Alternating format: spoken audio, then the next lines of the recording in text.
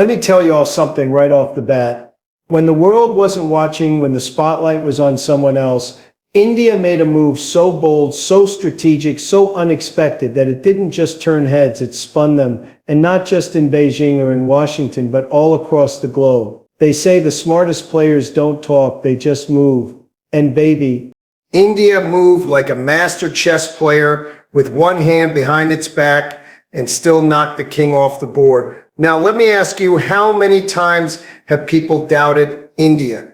How many times have they laughed at its poverty, mocked its chaos, underestimated its willpower? They thought India would stay busy with internal mess, caste issues, language debates, border scuffles. They said India can't even keep its neighbors in check. How could it ever outplay the superpowers?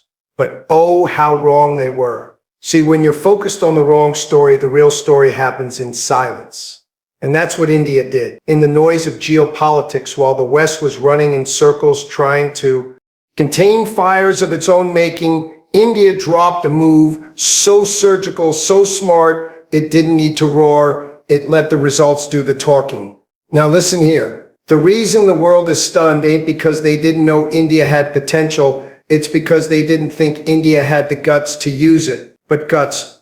Oh, India got plenty of that. You gotta understand something. This wasn't a reaction. This wasn't panic. This was preparation, meeting opportunity. And when that moment came, India snatched it like it was born for it. They played the long game. And baby, it paid off like a jackpot nobody saw coming. Let me tell you what happened behind the curtains. While America was busy playing world police and China was building debt traps, India was building relationships, not just deals, relationships, strategic alliances, supply chain friendships, defense partnerships, space tech collaborations. India wasn't just making friends, it was making moves. They were learning, adapting, mastering, and they did it quietly with discipline and patience.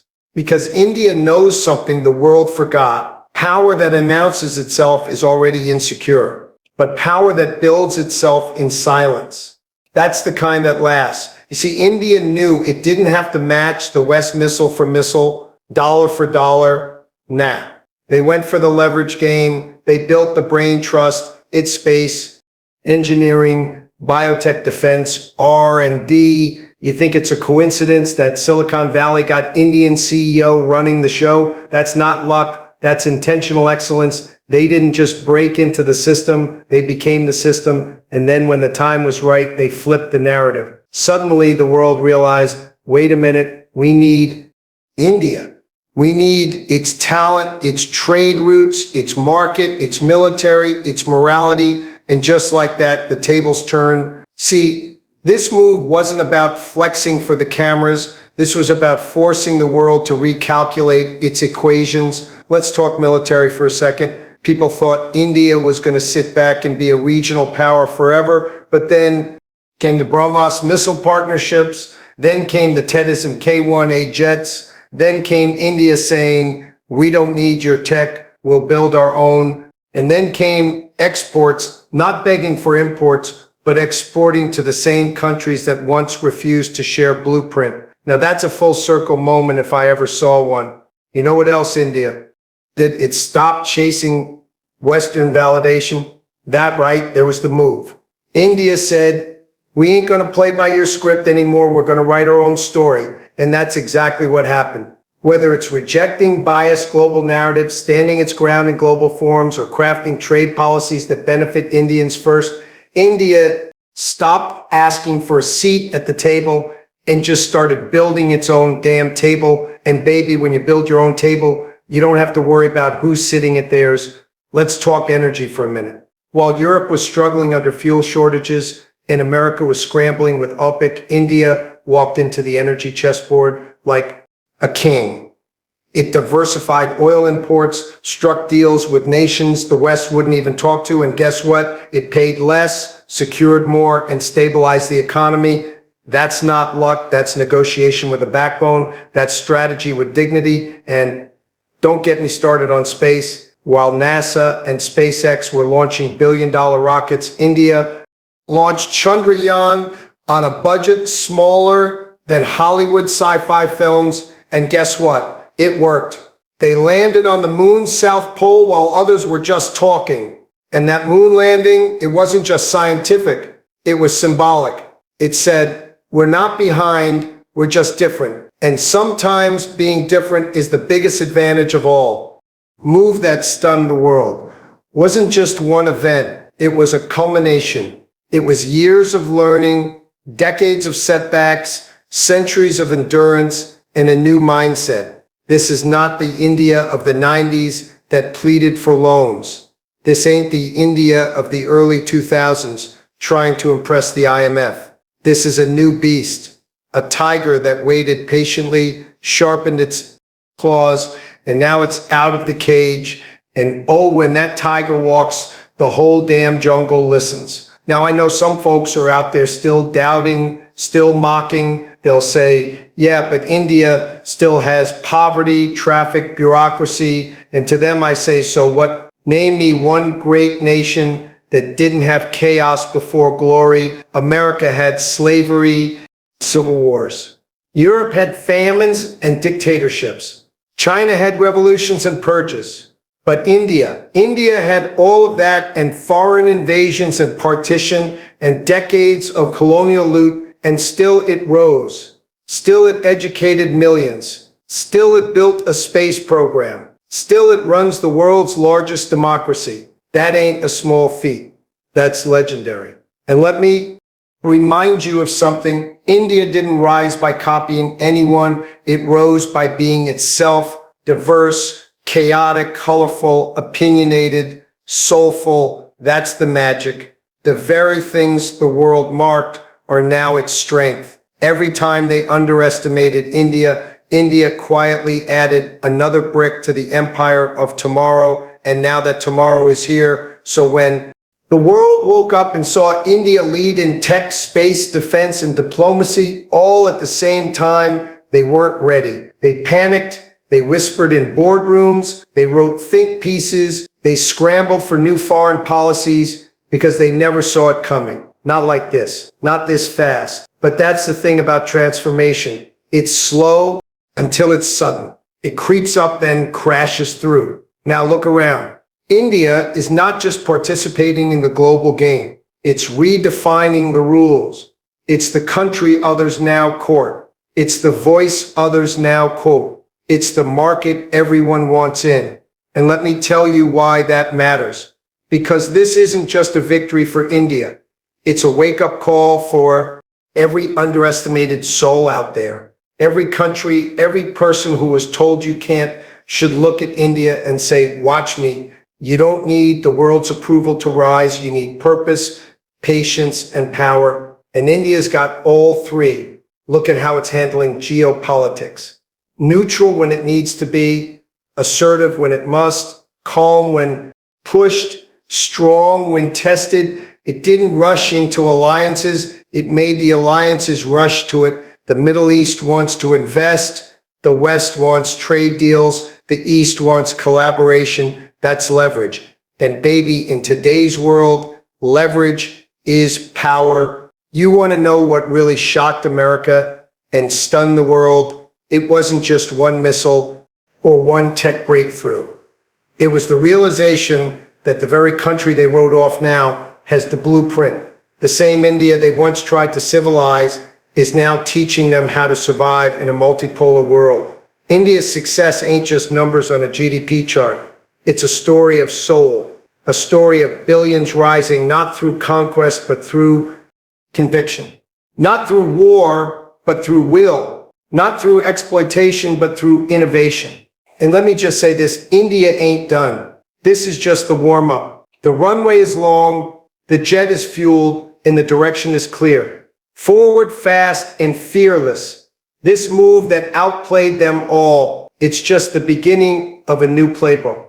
So to everyone out there watching, wondering, doubting, remember this, India ain't playing catch-up anymore. It's leading the race it once wasn't allowed to run in. It's setting the pace, not chasing it. And most of all, it's doing it on its own terms. Now that, my friend, is the real power move. And the world better buckle up, because India has arrived. It's not asking for permission. It's taking its place, and it's taking it now. India's rise on the global stage is not the result of some overnight transformation or reactionary foreign policy shift. It is the culmination of a deeply rooted civilizational confidence that dates back thousands of years, combined with a bold modern ambition that has matured in the backdrop of relentless adversity. This is not a game of chance that India is playing. It is a long game, a calculated, deliberate, patient march built on historical wisdom and sharpened by modern innovation. What shocked America and stunned the world wasn't just that India had risen, it's how India rose, not through imitation, not by bending to align with someone else's world order, but by leveraging its own principles, culture, and strategic depth to play a game most global players weren't even aware they were in. You see, in the age of quick fixes, fast alliances, and soundbite diplomacy, India has taken a vastly different route. While Western geopolitics often revolves around rapid interventions, military posturing, and media-driven pressure campaigns, India chose the slower but more sustainable path. It focused inward first, strengthening its institutions, empowering its people, stabilizing its economy, and reawakening its civilizational ethos. It realized that true power doesn't come from how loud you shout in international forums. It comes from how well you hold your ground when others expect you to fold. And that ground India holds is not just territorial, it is philosophical, cultural, and ideological. The foundation of India's long game lies in its ancient identity. It is a civilization that has seen empires rise and fall, invaders come and go, ideologies blossom and then burn out. Through all of that, India survived, not by brute strength, but by adaptability and depth. This is the land that gave the world zero, yoga, chess, metallurgy, and complex philosophies before some current superpowers even existed. That knowledge didn't disappear. It went underground during colonization, but it didn't vanish. It was preserved in rituals, in language, in family systems, in rural memory. And now in the 21st century, it's being reinterpreted for a new kind of war. The war of influence, of identity, of narrative, and of global realignment. India's ambition is modern, but not westernized. It isn't about replacing the West. It's about restoring balance to a world order that has been skewed for centuries. That restoration can't happen through dependence. It must be built through self-reliance and original thinking. That's why you're seeing India invest in indigenous weapon systems, build its own digital infrastructure like UPI and ADAR, launch moon missions on minimal budgets, and develop renewable energy projects at scale. Every one of these achievements is a message to the world. We'll do it our way, at our pace, on our terms. India refused to follow the script that global powers handed it after independence. The script said, stay a developing nation, take loans, follow our model. Civilizational memory said otherwise. It said, we've seen power come and go. What we need is sustainability, not speed. That's why the West is now scrambling.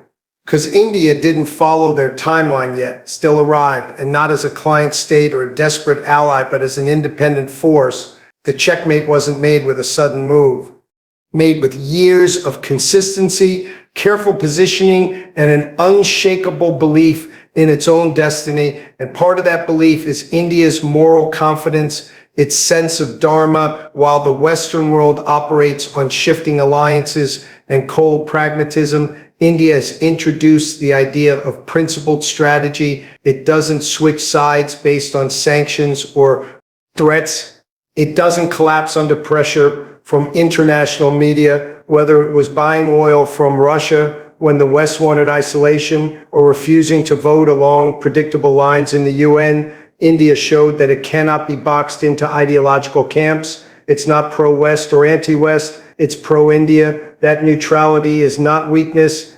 Powerful form of independence that many other countries are now beginning to admire and emulate. India's posture in the international system reflects a clarity of thought that comes from centuries of surviving chaos. In a world obsessed with short-term wins and quarterly gains, India plays by different rules. Its victories are long-term. It plants seeds today that it knows may not bear fruit for a decade, but when they do, they alter the ecosystem. That's exactly what's happening now. While America was focused on creating global dependencies and China was building physical infrastructure through the Belt and Road Initiative, India was building human infrastructure, educating 1 billion minds, connecting villages with fiber optics, launching health missions, empowering small businesses through technology, and reforming taxation to boost compliance and growth.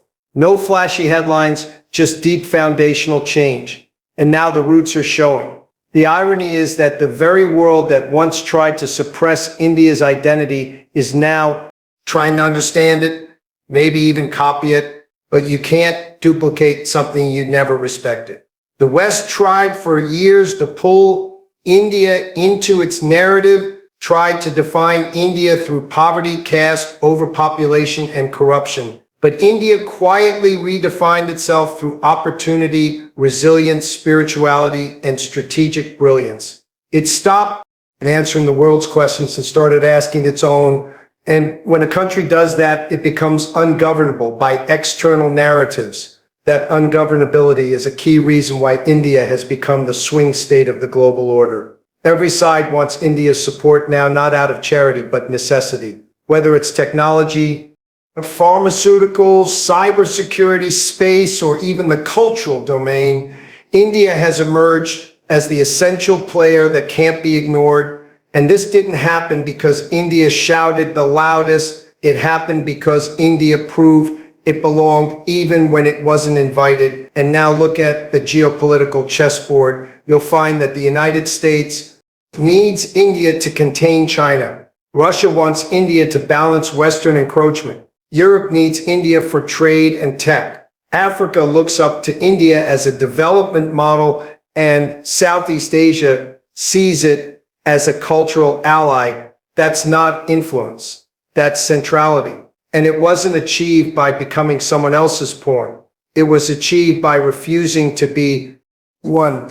India's long game also involves mastering the currency of the future narrative. The West built its influence not just on military or economic strength, but through controlling the story. Hollywood, academia, media, international institutions, they all reinforced a single worldview. But now India is challenging that monopoly. Indian narratives are going global. From Bollywood and yoga to Ayurveda and philosophical thought, the West used to export ideology. Now, India is exporting identity. And that shift is enormous because in the 21st century, whoever owns the narrative owns the future. This narrative shift is also happening in diplomacy. India has become the voice of the global South, not just through speeches, but through action, vaccine, Maitri development partnerships, educational scholarships, and disaster relief efforts are part of India's soft power that isn't backed by any ideological conditions. That makes it trustworthy. When India shows up, it doesn't bring a lecture, it brings a helping hand. And that approach has more value today than any G7 summit or NATO statement. India's rise also presents a philosophical challenge to the materialism of the West and the authoritarianism of the East. It says there is a third way, a dharmic way that combines democracy with discipline, spirituality with science, tradition with technology, model that doesn't seek domination, but balance. And in a world exhausted by polarization, that's a breath of fresh air. The timing of India's ascent couldn't be more critical as Western powers deal with economic fatigue, political instability, and cultural confusion. India is presenting a new kind of leadership, one that is youthful yet ancient, assertive yet humble, fast yet rooted. And that duality of being modern and timeless at once is what the world doesn't know how to compete with. You can outspend someone. You can even outfight someone. But how do you outlast someone who thinks in centuries? That's why India's every move now carries more weight than before. When it invests in semiconductor manufacturing, it's not just about chips. It's about strategic autonomy. When it launches a moon mission, it's not just about prestige. It's about proving that discipline and innovation can defy any budget. When it rejects Western hypocrisy on human rights while defending its sovereignty, it's not just about diplomacy. It's about reclaiming dignity. Every step is part of a larger choreography that's been building for decades. And this choreography is synchronized with a mindset that is deeply Indian, but globally relevant. It's a mindset that says we don't want to dominate you, but we won't let you dominate us either. That mindset is unsettling to the old powers because it can't be bought, bullied, or broken. It stands tall, not because it has everything figured out, but because it knows where it's going. That kind of clarity born from cultural memory and modern experience is what makes India so formidable right now. What America and other powers miscalculated was India's ability to stay focused while being underestimated. They thought the lack of noise meant the lack of direction. They thought disagreements within India meant it lacked unity. They forgot that a civilization that has debated for millennia knows how to survive disagreement. They forgot that India doesn't break from chaos, it grows from it. They forgot that this is a country where contradictions don't cause collapse. They create complexity. And complexity is where India thrives. So while the world raced on a track built by colonial equations, India slowly carved its own road, and now it's not just catching up, it's setting the course. That course doesn't depend on anyone else's approval. It doesn't follow Washington's prescriptions or Beijing's blueprints. It follows something older, deeper, and more enduring. A civilizational instinct sharpened by the fire of modern ambition. That's the real secret behind the checkmate. Not one move, but many. Not one breakthrough, but decades of persistence. Not one victory, but the rise of a nation that never gave up, even when the world stopped believing in